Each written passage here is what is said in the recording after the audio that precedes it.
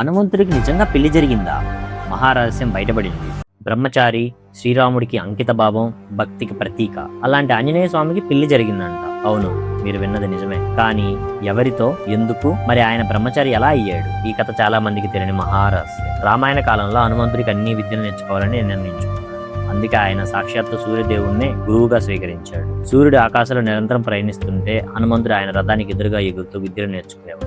వేదాలు, శాస్త్రాలు, యుద్ధ విద్య అన్నీ పూర్తయ్యాయి. కానీ ఇంకా ఒక అత్యంత రహస్యమైన విద్య మాత్రమే మిగిలింది, గృహస్థాశ్రమ విద్య. అప్పుడు సూర్యదేవుడు అన్నాడు, ఈ విద్యను పెళ్ళైన వారికి నడపగలం. అక్కడే కథలో భారీ ట్విస్ట్ వచ్చింది.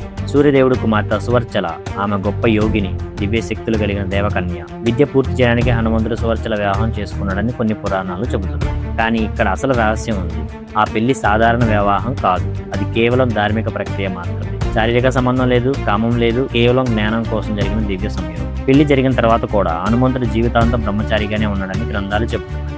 అందుకే ఆయన నిత్య బ్రహ్మచారిగా పూజిస్తారు. అంటే హనుమంతుడికి పెళ్లి నిజమా? కొన్ని పురాణాల ప్రకారం అవును, వాల్మీకి రామాయణం ప్రకారం ప్రస్తావన లేదు. అందుకే ఇది ఇప్పటికీ భారతీయ ఇతిహాసాల అత్యంత మిస్టరీ కథల్లో ఒకటి. అయితే మీరేమనుకుంటున్నారు ఫ్రెండ్స్? హనుమంతుడి వివాహం నిజమా లేక పురాణాల్లో వచ్చిన మరో రహస్యమా? కామెంట్లో జై శ్రీరామ్ అని రాయండి.